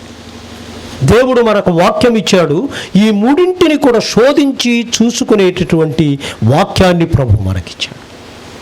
ప్రతి క్రైస్తవుడు కూడా బ్రతికి ఉండగానే ఈ మూడింటిని గురించిన సంగతి దేవుని వాక్యం ద్వారా పరిశోధించుకొని వాటి విషయంలో ఖచ్చితమైనటువంటి నిర్ణయాన్ని కలిగి ఉండాలి. ఈ మూడు కూడా చనిపోయినప్పుడు విడిపోతాయి. ఎప్పుడు కలుస్తాయి? ఈ మూడు కూడా విడిపోయిన ఈ మూడు కూడా రాజారావు గారు క్రీస్తు యేసునందు విశ్వాసం ఉంచారు. సోమవారపు దినాన్న ఈ భూలోకాన్ని విడిచిపెట్టారు. ఆయన ప్రాణం మంటిలోనికి వెళ్ళిపోయింది, ఆ శరీరం మంటిలోనికి వెళ్ళిపోయింది, ఆత్మ దేవుని యొద్దకు చేరింది. ఎప్పుడు రీయూనియన్ అవుతుంది? ఎప్పుడు? యేసుక్రీస్తు ప్రభువారు ఆకాశ మండలానికి రాగానే, ఘోర శబ్దం వినబడగానే, ఆ శబ్దం విని ఎవరు లేస్తారు? మృతులైన వారు, సమాధిలో ఉన్నవారు లేస్తారు. ప్రాణము, శరీరము కలిగి ఆత్మ వచ్చి శరీరమును దాల్చుకో. రీయూనియన్ ఈ బ్రతికి ఉన్న కాలంలోనే ఈ సంగతులు మనం తెలుసుకోవాలి. నేను ఈ మూడింటిని గురించి మరి ఖచ్చితంగా 5 నిమిషాలు తక్కువ 1 గంటకు లేక 1 గంటకు ముగించాలనుకున్నాను. మీ అందరికి ఇష్టమైనా ఇంకా ముందు ముగించమన్నా ముగిస్తాను. మీరు చెప్పాలి. ఏం చేతంటే అంతవరకు నేను చెబుతూ ఉంటాను, మీ ఇష్టం. అరగంట చెప్పమంటే అరగంటే, 15 నిమిషాలు చెప్పమంటే 15 నిమిషాలే. నా మనసులో అయితే 1 గంటకు ముగించాలని ఉంది. మీరు చెప్పండి, ఏం పర్వాలేదు, కానీ అంతవరకు మాత్రం కదలకూడదు. మరి మల్లేశ్వరరావు గారు చేతుతున్నారు, నా ఇష్టమని. సరే, నేను 1 గంటకు ముగించాలనుకుంటున్నాను. మీకు ఇష్టమేనా? కాదండి చెప్పండి, ఏం పర్వాలేదు. ఓకే. కాబట్టి ప్రియులు ½ అన్ అవర్ చెప్పమంటారు. అంటే నేను ఎన్నింటికి 10 నిమిషాలు తక్కువ 1 గంటగా రైట్ అదే సమయానికి ముగిస్తాను. కాబట్టి దయచేసి దేవుని మాటలు ఆలకించండి. దేవుని వాక్యానికి మనం గౌరవం ఇవ్వాలి అన్నారు రాజారావు గారు. డిసిప్లినరీ వ్యక్తి అని. వాక్యం అందించడంలో కూడా డిసిప్లిన్ కావాలి. వాక్యం అందిస్తుండగా మాట్లాడుకునేవారు మాట్లాడుకోకూడదు, ఏకాగ్రతతో వినాలి. ఇక దేవుని యొక్క వాక్యంలో నెంబర్ వన్ ఒకటి, విడిచేను, ప్రాణము విడిచేను. ప్రాణం అనేది చూసినట్లయితే సెల్ఫ్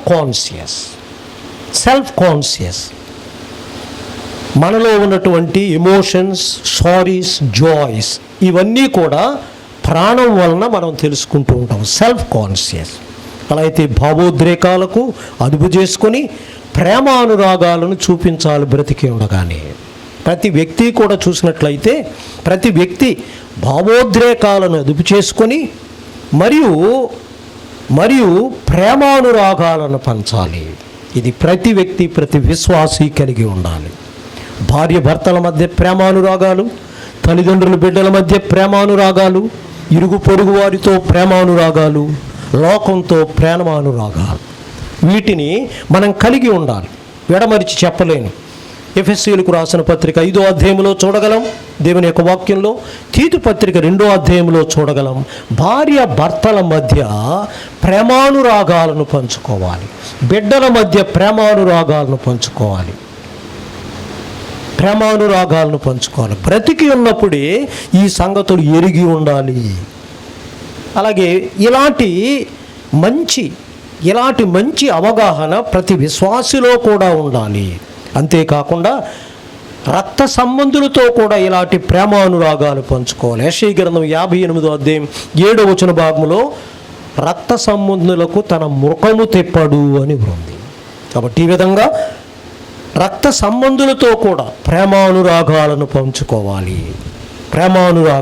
అంతేకాదు ఇలాంటి వారితో మనము మెలుగుతూ ఉంటుండగా వారి రక్షణను గురించినటువంటి సంగతి కూడా ప్రతి వ్యక్తి కూడా గుర్తెలగాలి. వారి రక్షణ గురించి రోమీయులకు రాసిన పత్రిక 11వ అధ్యాయం 14వ వచనంలో చూసినట్లయితే, నా రక్త సంబంధుల నిమిత్తమై నేనేం చేస్తున్నాను, తాను రోషము కలిగి ఉన్నాడు. ఏంటంటే చాలామంది ప్రేమానురాగాలు కలిగి ఉంటారు. భార్య రక్షింపబడిందా, భర్త రక్షింపబడ్డాడా, బిడ్డలు రక్షింపబడ్డారా, పొరుగువారు రక్షింపబడ్డారా, కలుసుకున్న వారు రక్షింపబడ్డారా అనేది లేకుండా చనిపోతే అది మంచి మరణం కాదు. ఇది ప్రతి విశ్వాస జీవితంలో కలిగి ఉండవలసింది. ప్రాణ విషయంలో చూసినట్లయితే ప్రాణము అనేది ప్రభువు మనకిచ్చింది. ప్రాణము అనేది మరియు శత్రువులతో కూడా మనం ప్రేమను పంచుకోవాలి. మత్తయి సువార్త 5వ అధ్యాయం 44వ వచనంలో ఉంది, శత్రువులను కూడా మనం ప్రేమించాలి. ఇది ప్రతి విశ్వాసీ కలిగి ఉండవలసినటువంటి విషయం. అదే మంచి మరణం ప్రతి విశ్వాసీ కూడా కలిగి ఉండాలి. అలా అయితే ప్రియులారా వినండి, ప్రతి వ్యక్తి కూడా ఈ భూలోకాన్ని విడకోముందు ఈ విషయంలో సరైనటువంటి అవగాహన ఉండాలి. మరియు ఈ ప్రాణ విషయంలో మనము దేవునికి లెక్క అప్పగించాలి. యెహెజ్కేలు గ్రంథంలో వ్రాయబడి ఉంది. యెహెజ్కేలు గ్రంథం 33వ అధ్యాయం 4వ వచనంలో చూసినట్లయితే వ్రాయబడి ఉంది. 33వ అధ్యాయం 4వ వచన భాగంలో, బాకానాదము వినియు తన ప్రాణమును గురించి జాగ్రత్త పడకపోయినట్లయితే దేవునికి మనమేము ఉత్తరవాదులం ఎంచేవాడు. అప్పుడు పౌరులు లేదు, మా వెనకాల ఈత చెట్టు ఉంటే ఆ పువ్వారం రాల్చుకొని పౌడర్ రాసుకునేవాడు. అప్పుడు దుస్తులు లేవు. ప్రభు ఇచ్చాడు. ఏమిచ్చాడు? దుస్తులు ఇచ్చాడు, జోళ్ళు ఇచ్చాడు, వస్త్రాలు ఇచ్చాడు, అన్నీ ఇచ్చాడు.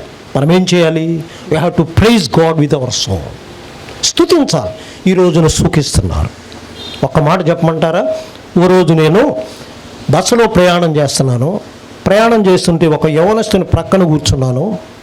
ఇంచుమించు ఒక 3-4 సంవత్సరాలు అవుతుందేమో, 3-4 సంవత్సరాలే. అలా చూసి నేను అనుకున్నాను. 2-3 సార్లు అలా చూశాను. అబ్బాయి ఆ యవనస్తుడు పట్టలేక, ఏంటండి మీరు అంతమంది నా వంక చూస్తున్నారు అంటున్నారేంటి అన్నాడు. ఏం లేదు బాబు అన్నాడు. లేదు చెప్పండి అన్నాడు. నేను ధైర్యంగా చెప్పాను, బాబు ఈ రోజుల్లో కూడా చిరిగిపోయిన ప్యాంట్ వేసుకున్నావు ఏంటి అని చూస్తున్నాను అన్నాడు. అన్నాడు, ఇట్స్ ఎ ఫ్యాషన్, మీరు నవ్వుతున్నారు, ఇది ఫ్యాషన్ అండి అన్నాడు. అప్పుడు ఫ్యాషన్ కోసం వేసుకున్నామా? మా అమ్మగారు నా పిరుదుల దగ్గర చిరిగిపోతే కుట్టేవారు. అందుచేతే వారి కుమార్తె అనుకుంటా సాక్ష్యం ఇచ్చింది. ఏమని? చినిగిపోయిన బట్టలు కూడా వేసుకునేవారు. ఎందుచేత వారికి తెలుసు, దే నో ద ప్రావర్టీ.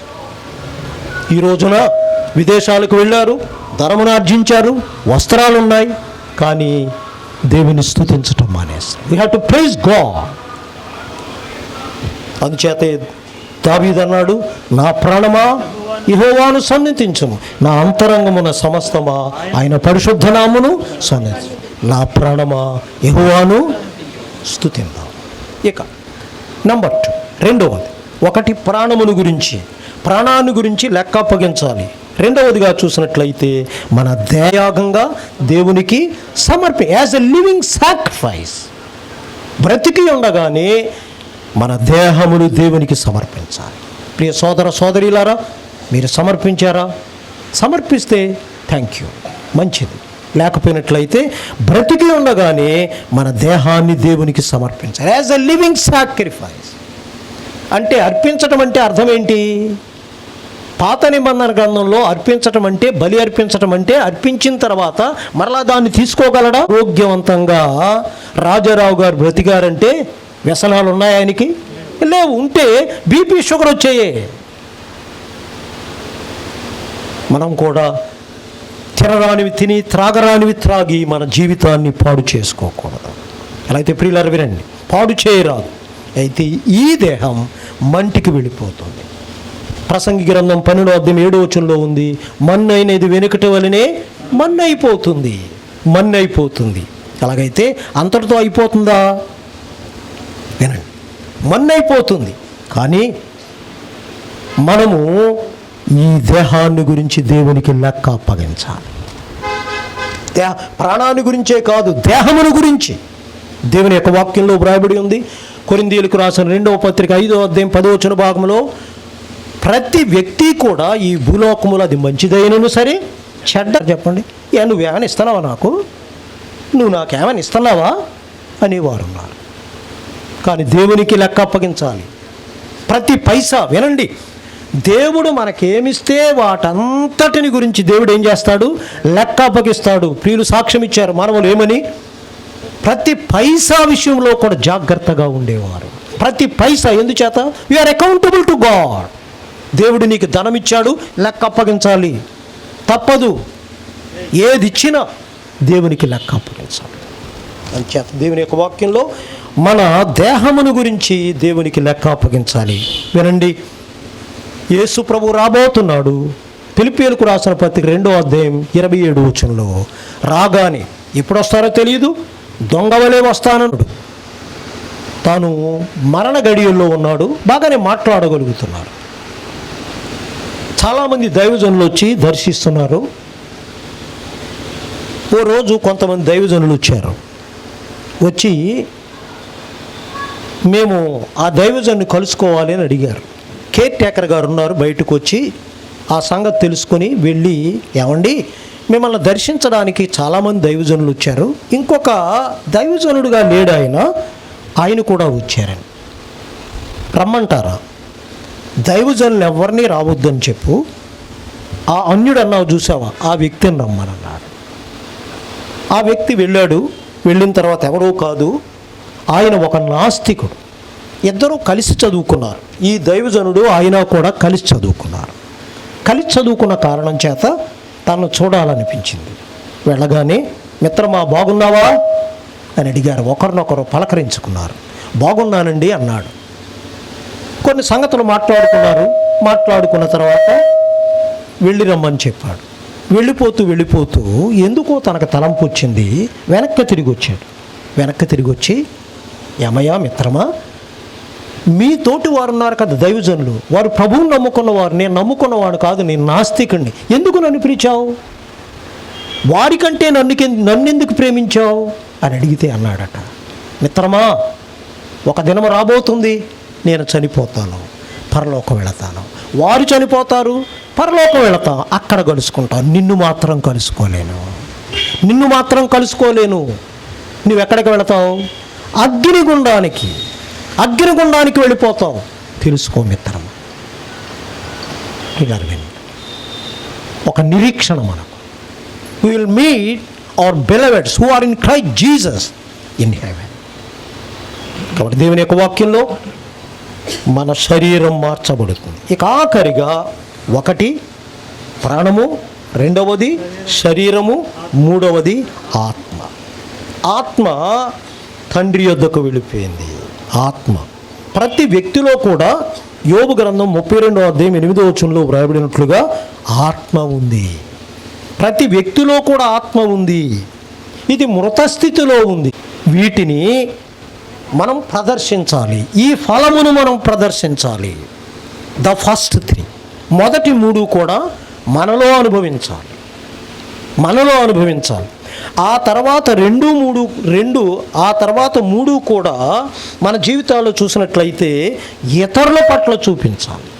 ఇక మిగిలినటువంటి 3 కూడా దేవుని పట్ల మనం కలిగి ఉండాలి. వివరించను దేవుని యొక్క వాక్యంలో. మొదటి 3 ఏంటి? ప్రేమ, సంతోషము, సమాధానం. ప్రేమ, సంతోషము, సమాధానం ఇవి ప్రభు మనకిచ్చి వెళ్ళాడు. ఇవి మన జీవితాల్లో కలిగి ఉండాలి. ప్రేమ కలిగి ఉండాలి, సంతోషం కలిగి ఉండాలి, సమాధానం కలిగి ఉండాలి. వినండి, ఇప్పుడు తండ్రిని పోగొట్టుకున్నారు 2 బిడ్డలు, భర్తను పోగొట్టుకున్నది సోదరి, తాతయ్యను పోగొట్టుకున్నారు మనవరు. ఇప్పుడు ఏమీ లేదు, సమాధానం లేదు, ఏమీ లేదు, సంతోషం లేదు, సమాధానం లేదు, సంతోషం లేదు. ఎవరి ప్రేమకు దూరమయ్యారు? తండ్రి ప్రేమకు, తాతయ్య ప్రేమకు దూరమయ్యారు. కానీ ఆత్మఫలమేమనగా ప్రభువు మనకిచ్చిన ఈ 3 కూడా మన హృదయాల్లో ఉన్నాయి, నమ్మిన వారి హృదయాల్లో. దేవుని యొక్క వాక్యంలో వ్రాయబడిన మాటల్లో చూసినట్లయితే యోహాను సువార్త 13వ అధ్యాయంలో ప్రేమనిచ్చి వెళ్ళాడు, మరియు 14వ అధ్యాయంలో శాంతినిచ్చి వెళ్ళాడు, 15వ అధ్యాయంలో యోహాను సువార్తలో సంతోషం ఇచ్చి వెళ్ళాడు. You enjoy these benefits.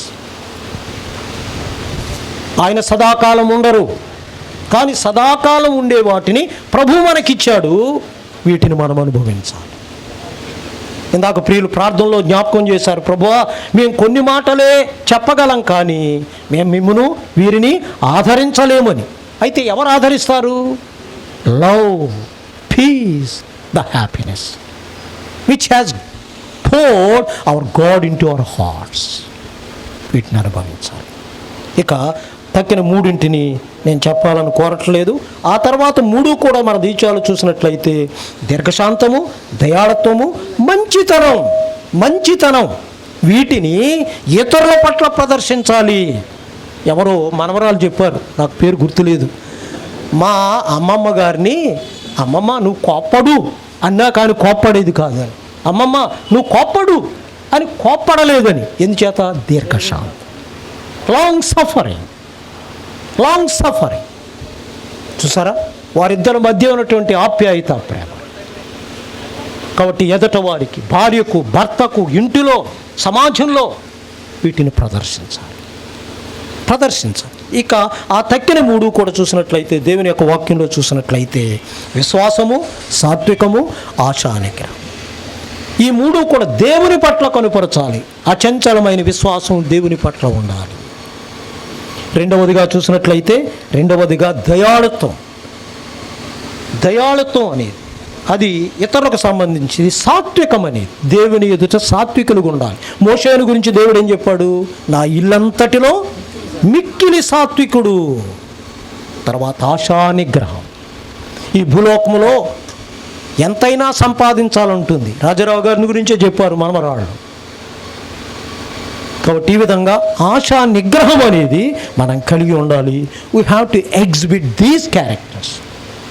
This is the fruit of spirit. దీన్ని కలిగి ఉండాలని మనం హెచ్చరింపబడుతున్నాం. చాలామందికి విశ్వాసం లేదు. విశ్వాసం ప్రభు ఎడల కలిగి ఉండాలి. ఎన్నో దినాన్న స్మారకుడికి పెట్టాలి చెప్పండి? ఎన్నో దినాన్న? 3వ దినము కానీ, 5వ దినము కానీ, 7వ దినము కానీ. ఇది విశ్వాసమా? ప్రభువు దేవుని వాక్యంలో ఏమి రాయించాడు? ఏ దినం మంచిది కాదన్నాడు? అన్ని దినములు. విశ్వాసం, ఫెయిత్ కలిగి ఉన్నారు. ఆ తర్వాత ఈ ఆత్మ కొనిపోబడుతుంది.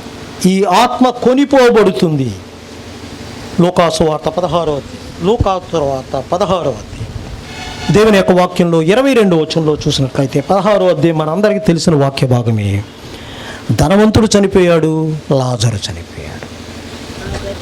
అయితే ధనవంతుడు చనిపోయి ఎక్కడికి వెళ్ళాడు? పాతాళానికి వెళ్ళాడు.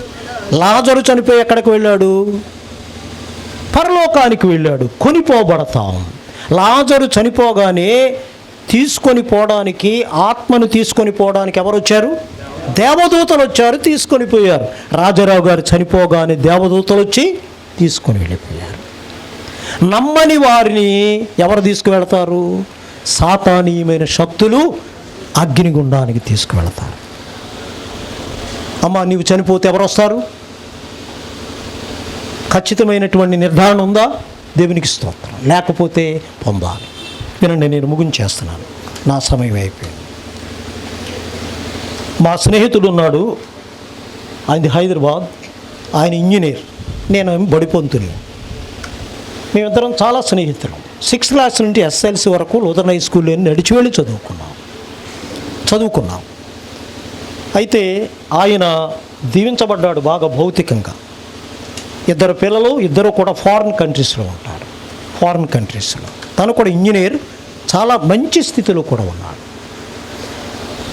మా అబ్బాయి హోటల్ మేనేజ్మెంట్లో జాయిన్ అవుతానంటే హైదరాబాద్ వారి ఇంటికి వెళ్ళాను నేను. వాడు ప్రభువుని నమ్ముకోలేదు, విగ్రహారాధికుడు. వెళ్ళాను పని మీద, బ్రేక్ఫాస్ట్ చేసాం. తర్వాత కాలేజీకి తీసుకెళ్ళాలి. అతని పేరు సుమన్ రత్నం. నేను వెళ్ళకముందు ఫోన్ చేశాను. తను ఫోన్ చేస్తే మా చిన్నమ్మాయి ఫోన్ ఎత్తుకుంటే తాను, నేనమ్మా సుమన్ రత్నాన్ని, మీ డాడీ ఎప్పుడు వస్తున్నారో చెప్పమను అన్నాడట. నేను రాగానే తను చెప్పింది, డాడీ ఏసరత్నం గారంట ఫోన్ చేశారంది. ఏసరత్నం కాదమ్మా, సుమన్ రత్నమే అన్నాను. నేను మర్చిపోయింది తాను. నేను ఫోన్ చేశాను, సుమన్ రత్నం ఫోన్ చేశాను. అవును ఫోన్ చేశాను. ఏమంది మీ అమ్మాయి అన్నాడు. ఏసరత్నం అందారు. ఒరే, మీకు ఏసు అంత తప్ప ఇంకేమీ రాదు మీ పిల్లలకి, నీకు ఏసే. నా సుమన్ రత్నం అన్న నా పేరు, మీ పిల్లల్ని అలా తయారు చేసావు, ఏసనే అంటారు, ఏసని అంటారు అన్నాడు. బ్రేక్ఫాస్ట్ చేసిన తర్వాత, మరి ఎందుకు వచ్చిన వాగ్వివాదం? నేను కాలేజీకి వెళ్ళాలి, నువ్వు కూడా రా. ఒక్క మాట రా, భోజనానికి వస్తావా అన్నాడు. రానన్నాను. నాకు తెలుసు మేము విగ్రహారాధికులం. మరి నేను మరలా చెబుతున్నాను, కోటాను కోట్ల దేవతలు భారతదేశంలో ఉన్నారు. ఈ దేవుడు నీకు నచ్చలేదా? ఈ దేవుడు నీకు నచ్చలేదా? యేసుప్రభువే నచ్చాడా? అలాగంటే నువ్వు అంటావు ఏమంటావు తెలుసా? నువ్వు అగ్నిగుండానికి వెళ్ళిపోతానని చెబుతున్నాను. నేను ధైర్యంగా వెళ్ళిపోతాను రా. మేమిద్దరం ఏరారు అనుకునేవాళ్ళం. ధైర్యంగా వెళ్ళిపోతాను రా అగ్నిగుండానికి అన్నాడు. నవ్వన్నాను.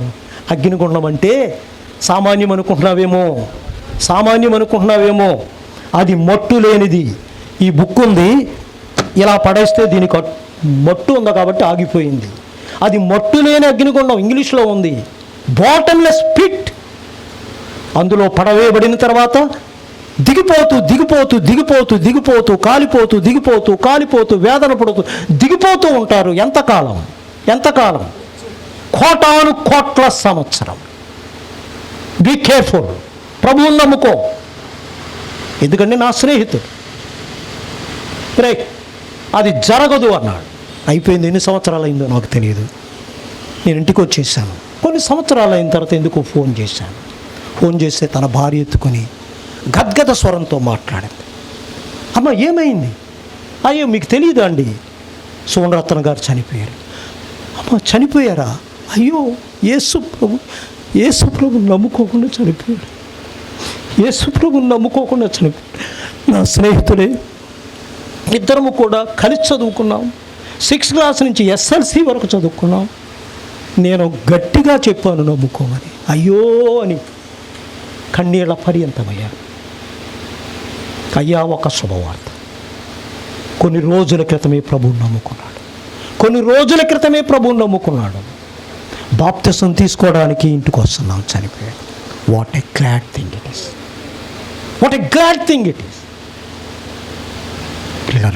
ఎక్కడున్న వారు ఎవరైనా ప్రభువుని నమ్ముకోకపోతే నేను ప్రేమతో చేతులు జోడించి మనం చేస్తున్నాను. Believe in Christ Jesus, escape hell. ప్రభు ఈ మాటలు మన వెనుకలో దీవించునుగాక. ఆమేన్.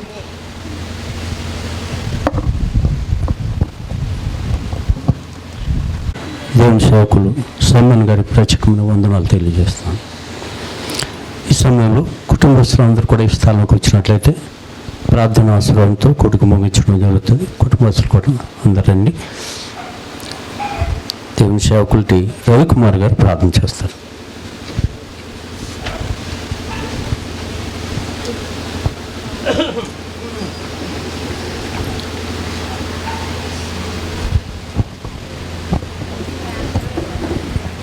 బట్టి స్వామి, ప్రియులు ఏర్పాటు చేయబడినటువంటి ఈ ఆదరణ కూటం ప్రారంభ నిమిషం నుండి ఈ చిట్ట చివరి నిమిషం వరకు కూడా మీ యొక్క ఆధ్వర్యంలో పాటల ద్వారా, ప్రార్థనల ద్వారా, వాక్య సందేశం ద్వారా మీరు నడిపించుకుంటూ వచ్చారు.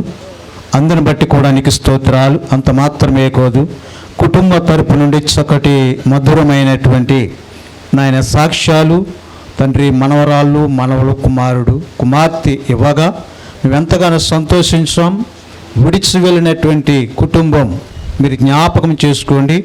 విడిచి వెళ్ళినటువంటి రాజశేఖరరావు గారి గురించి చాలా అమూల్యమైనటువంటి మాటలు, వారిలో ఉన్నటువంటి క్రమశిక్షణ, వారిలో ఉన్నటువంటి ప్రతి విధమైనటువంటి పరిస్థితిని తీసి సభకు చక్కటి రీతిలో అల్లికగా చూపించారు. బాబు నీకు స్తోత్రాలు.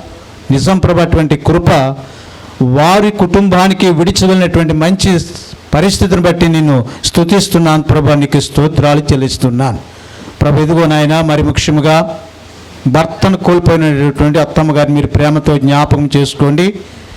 ప్రియదాస్త్రాలకి మీరే భర్తగా ఉండి అన్ని వేళ ఆదుకొని ఆదరించి సంరక్షించమని ప్రార్థన చేస్తూ ఉన్నాను. సకల బలహీనత నుండి, రుగ్మత నుండి యేసునామములో విడుదలనిచ్చి మీరే కాపాడమని ప్రార్థన చేస్తూ ఉన్నాను. అట్లాగని ఇచ్చినటువంటి కుమారుడిని బట్టి, కోడలను బట్టి, వారికి ఇచ్చిన ఇరువురు కుమారులను బట్టి వందనాలు. సంపూర్ణ కుటుంబం నీ రక్షణ ఆనందంతో నింపండి. ఇదిగో నాయన, మనవల తాతని మించిన మనవలుగా చక్కటి సిద్ధపాటు, క్రమశిక్షణ, చక్కటి పరిస్థితి వారు కలిగి ప్రయోజకులు కావటానికి మీరు కృపనిమ్మని ప్రార్థిస్తున్నాను. ఇదిగో కుమారుడిగా ఉంటున్న దాసుని కూడా బలపరిచి ఆరోగ్యపరచమని ప్రార్థన చేస్తున్నాను. కుటుంబాన్ని దీవించండి.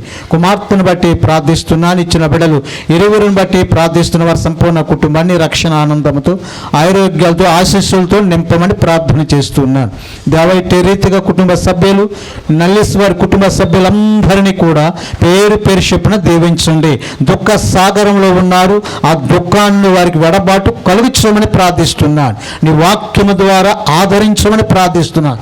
పౌలు భక్తుడు చెప్తున్నాడు, ఈ మాటల చేత ఒక్కడినొకడు ఆదరించుకున్నాడు అన్న వాగ్దానం ప్రభు మాటలు వీరి హృదయాల్లో ప్రభు ఆదరించేవిగా ఉండటానికి సహాయం ఇచ్చామని ప్రార్థన చేస్తున్నాం. తండ్రి నీకు స్తోత్రాలు. ఈ ఆదరణ కూటంలో చక్కటి దివ్యమైన వర్తమానం అందించిన దైవ సేవకులను బట్టి కూడా ప్రార్థిస్తున్నాను. తండ్రి నీకు స్తోత్రాలు.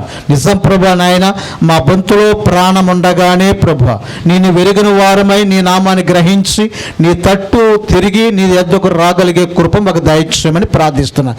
ఇంకా మారు మనసు పొందలేని వారికి మారు మనసు, రక్షణ లేని వారికి రక్షణ ప్రభు ఈ సభ ద్వారా మీరు కలుగు చేయమని ప్రార్థన చేస్తున్నాను.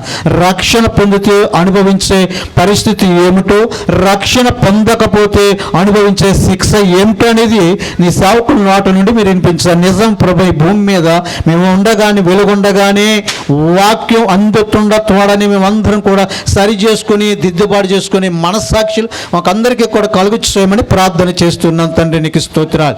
దయామడే వచ్చిన సేవకులందరినీ, ప్రార్థించిన వారిని, పాటలు పాడిన వారిని, వాక్యాలు చదివిన వారిని బట్టి నీకు స్తోత్రాలు. వారందరినీ కూడా నీ కృపలో దీవించమని ప్రభు నీ సన్నిధిలో ప్రార్థన చేస్తూ ఈ కార్యక్రమానికి సహకరించినటువంటి సహోదరి సోదరులను, ప్రియమిత్రులందరినీ కూడా జ్ఞాపకం చేసుకోమని ప్రార్థిస్తున్నాను. ఈ కార్యక్రమం కొరకు ఎందరైతే ప్రోత్సహించారో, సహకరించారో, సమీకరించారో, ప్రార్థించారో వారందరినీ కూడా నీ నామములో బహుగా దీవించమని ప్రార్థన చేస్తున్నాను. ఈ నెల్లేస్ కుటుంబం వారి అనేకులు కూడా ఆయా స్థలాల్లో, విదేశాలలో, గల్ప దేశాలు, ఇజ్రాయెల్ దేశాల్లో ఉంటూ ఉన్నారు. వారి బంధువర్గాన్ని, వారి రక్త సంబంధాలు ఉన్నారు స్వామి. వారందరినీ కూడా నీ ఆత్మతో నింపండి, వారిని ధైర్యపరచండి, బలపరచండి, ఆరోగ్యపరచమని ప్రభుని సన్నిధిలో ప్రార్థన చేస్తున్నాం. తండ్రి స్తోత్రము నాయన. ఇదిగో ఈ ఆదరణ సభ ఎంత మహాగణ్యతగా మనతో మరి యొక్క కృతజ్ఞతగా జరిగించిన దాన్ని బట్టి ప్రభు నీకు వందనాలు, స్తోత్రాలు చెల్లిస్తూ ఇక్కడ జరిగినటువంటి ప్రతి కార్యక్రమంలో మీరున్నారు. ముగించుకుని మరలా మేము యొక్క విందుకు వెళ్తున్నా, సహాయం చేయండి. నీ నామానికి మాత్రమే మహిమ తెచ్చుకుంటారని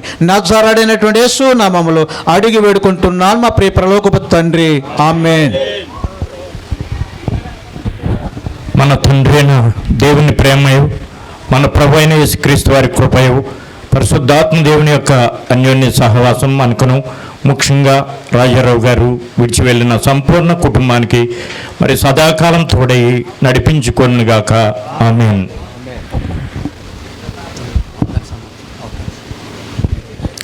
థ్యాంక్ యూ పాస్టర్ గారు.